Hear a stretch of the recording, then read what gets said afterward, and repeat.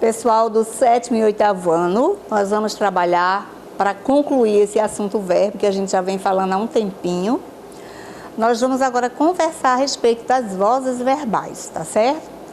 Vozes verbais para o 7º e 8º ano. O que vai ser diferente será apenas a atividade, tá bom? Vamos lá.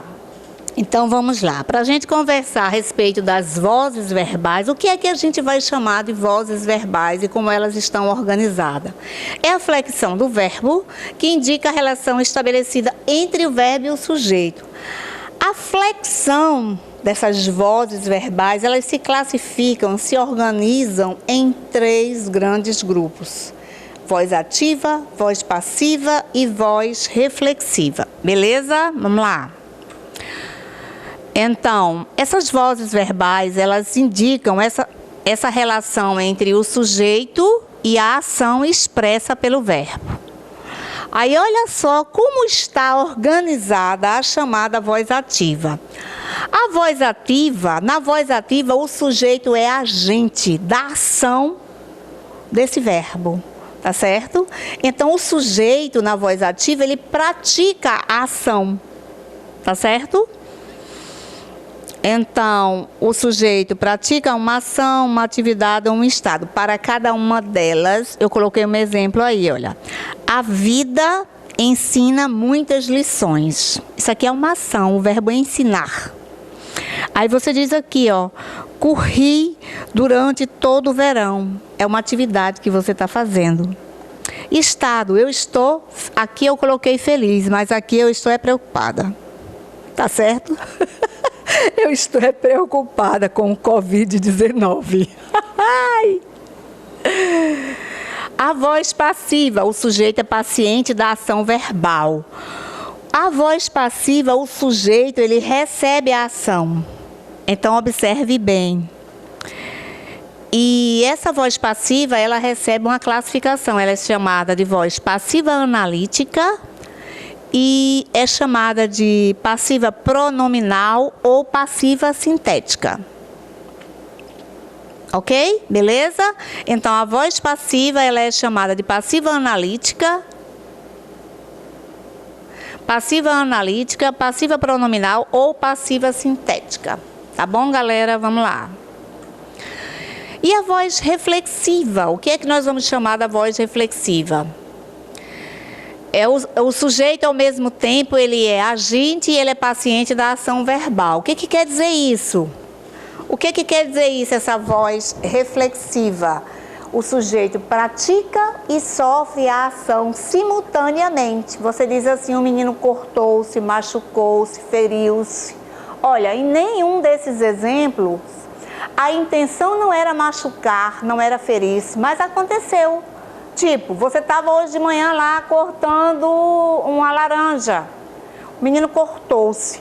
O objetivo era cortar a laranja, o objetivo era cortar o pão, mas você cortou o dedo. Foi uma ação que aconteceu simultaneamente, tá bom? Então, a voz reflexiva, o sujeito pratica e sofre a ação simultaneamente. Ele cortou-se com a faca, ela arrumou-se para o namorado. Eu me arrumo para mim, viu? Então, retomando, essa voz ativa, essa ação que é praticada pelo sujeito, só o exemplo para a gente intensificar e fixar melhor esse conteúdo. A mãe penteou o menino. Perceba, a mãe está praticando essa ação, tá certo? Aqui, o garoto quebrou a vidraça. O garoto quebrou a vidraça. Perceba que ele está praticando a ação, tá certo? A voz passiva, né? Já que esse sujeito, ele recebe a ação, ele sofre a ação. O menino foi penteado pela mãe. Reflexiva, aonde o sujeito pratica e sofre a ação simultaneamente. O menino penteou-se, beleza? A vidraça foi quebrada pelo garoto. Os feridos foram socorridos pelo médico, olha. Então, aqui é a voz passiva, né? Eles recebe a ação, sofre a ação. O sujeito. Quem? Os feridos. E a voz reflexiva. Quebrou-se a vidraça, os lutadores feriram-se, certo? Aqui a gente observa que o sujeito pratica e sofre a ação simultaneamente. Ela se machucou, eu me casei, o menino feriu-se. Tudo exemplo de voz reflexiva, onde você observa que o sujeito pratica e sofre a ação simultaneamente. Então agora vamos falar um pouquinho da classificação da voz passiva. A voz passiva sintética ou a pronominal, tá certo? Vamos lá. A voz passiva sintética ou pronominal é formada pelo acréscimo do pronome pessoal do verbo, o si, tá certo? O pronome si, a gente vai incluir lá. Nessa voz passiva, esse si ele vai funcionar como uma partícula apassivadora, né? O verbo ele pode vir na terceira pessoa do singular ou do plural, beleza? Tipo aqui, olha o exemplo. Reformou-se a velha ponte. Olha, o verbo reformar, né? Terceira pessoa, o pronome se, que vai funcionar como pronome apassivador. E ponte funciona como sujeito paciente, beleza? Aquele que recebe a ação. Ainda colocando os exemplos, né, para a gente condensar melhor essas informações aí. Abriram-se as inscrições para o IF. Destruiu-se o velho prédio da escola. Então, perceba o verbo na terceira pessoa, do singular e do plural, acompanhado do pronome, que vai funcionar como partícula passivadora. Tudo bem?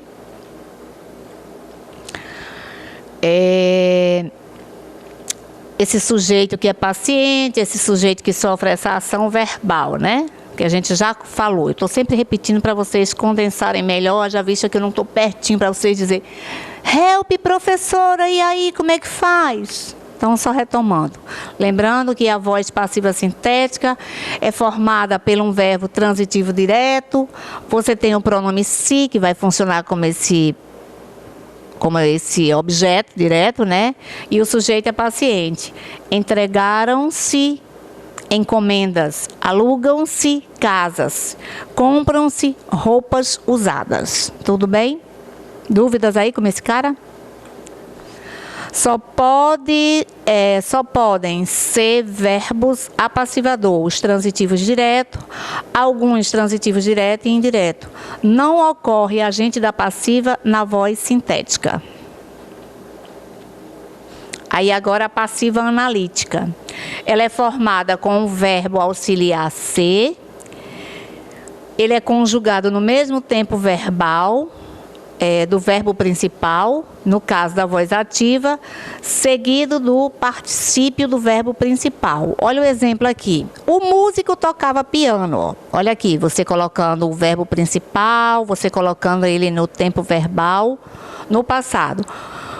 O músico tocava piano. O piano era tocado pelo músico. Observa ali a transformação, o sujeito, né, o piano, que no caso aqui era o objeto direto. Na voz passiva analítica, ele passa a ser sujeito e o agente da passiva ali vem sempre acompanhado por uma preposição. No caso aí, o pelo é uma preposição. Lembram lá? Preposição por mais artigo definido o. Por mais o é pelo, beleza? Então, pelo músico é o agente da passiva.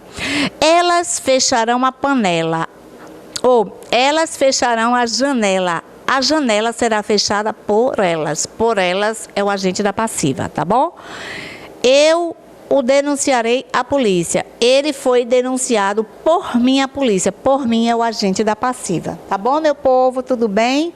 Perceberam a diferença entre uma e outra? Estudem, revisem, assistam a videoaula com bastante cuidado, voltem várias vezes até entender. Se por acaso essas dúvidas persistirem, organize a pergunta que na nossa próxima aula no Zoom, a gente vai tirar essas possíveis dúvidas, tá, meu bem? Continuando. Então, a voz passiva analítica constrói-se da seguinte maneira, só retomando para quem ainda está perdido aí. Verbo ser mais particípio do verbo principal. A escola será pintada. O trabalho é feito por ele. Certo? Ok? Tudo bem? Bisuradas de português. O garoto riscou a parede da sala. O garoto, sujeito, né, o sujeito agente, que a gente chama. O sujeito que pratica a ação. Quem foi que riscou a sala? O garoto bonitão, né? Malvado. Eu coloquei as duas para a gente ver a diferença. Na voz ativa e a voz passiva. Carlos quebrou o copo. Aqui o copo é objeto direto, como a gente já particularizou isso. Aqui na voz ativa ele é objeto direto. Na voz passiva ele se transforma no sujeito da oração, ok? O copo foi quebrado por mim. Aí aqui a gente viu a locução verbal, onde você tem o verbo principal e o verbo no tempo passado. Por mim é o agente da passiva, sempre virá acompanhado de uma preposição. Tudo bem? É uma particularidade. Então, quando a gente fala dessa transposição dessas vozes verbal, o verbo deve ser transitivo direto, transitivo indireto, né? A lua, só exemplo, tá? Só para a gente condensar melhor essas informações. Que na sala de aula vocês sabem que eu coloco o alfabeto todo. Lembram que eu digo que depois da letra D, se não aprender, aí a gente precisa dar uma paradinha, dar um time e verificarmos qual é o problema, não é verdade? Porque depois que a gente tirar todas as dúvidas até a letra D, da letra E até o final, a gente consegue fazer com a maior tranquilidade possível. A lua ainda seduzia os namorados, né? Aí, isso na voz ativa. Na voz passiva, o que vai acontecer? Quem é o objeto direto se transforma no sujeito paciente, né? Os namorados eram seduzidos pela lua. Beleza? Só mais exemplos, só para a gente condensar essas informações. Os turistas europeus contemplavam as praias brasileiras sempre. Aí observe bem aqui. Aqui você tem um verbo transitivo direto. Se você tem um verbo que é transitivo direto, obrigatoriamente você terá um objeto direto. Lembrando que o objeto direto, ele não vem acompanhado de preposição, é uma particularidade dele. O verbo transitivo direto, ele exige um complemento. Na hora que você diz, os turistas europeus contemplavam, ele pergunta o quê? Contemplavam o quê? As praias, né? Eram qualquer praias? Não, as nossas, as brasileiras. Aí esse brasileiro aí vai ser um advérbio de tempo, beleza? Aí, aqui você tem um objeto direto na voz ativa, na voz passiva a gente sabe que ela se transforma no sujeito da oração. As praias brasileiras, aqui olha a locução verbal, que aqui você tinha só o verbo, contemplavam, né? Aí aqui você tem o verbo auxiliar, o verbo no tempo passado. As praias brasileiras são contempladas pelos turistas europeus sempre. Belezinha? Tudo bem? Ok? Eu espero que vocês estejam me entendendo. Volte à aula até você entender. Tá certo? Se você assistir 2 vezes e as dúvidas persistirem, o que é que você faz? Aí você vai, anota a dúvida e na nossa próxima aula a gente tira, tá bom? Olá, pessoal do 7º e do 8º ano. A gente está encerrando esse conteúdo com vocês, do 7º e 8º. O conteúdo vozes verbais. Aí o pessoal do 8º ano, na nossa próxima aula, nós continuaremos falando a respeito do agente da passiva, só para a galera do 8º ano. Por quê? O 8º ano vai precisar desse conteúdo no 9º ano, tá certo? O pessoal do 7º ano, a gente vai trabalhar com outro assunto na nossa próxima aula. Eu espero que vocês tenham compreendido esse assunto vozes verbais. Coloquei vários exemplos, eu espero que vocês tenham entendido. Caso não tenham entendido, na nossa próxima aula e na nossa aula que eu vou fazer no Zoom, a gente tira possíveis dúvidas, tá? Um grande abraço, até a próxima. Vão estudando com calma, Senhores pais também, pedimos a compreensão de vocês, é um momento de turbulência para todos nós, mas vai dar tudo certo porque Deus está no controle e a gente vai voltar fortalecido dessa situação caótica, desse Covid-19. Deus vai nos proteger, nos abençoar e a gente voltaremos fortes para a nossa querida e amada escola, tá bom? Um grande abraço para você e até a próxima.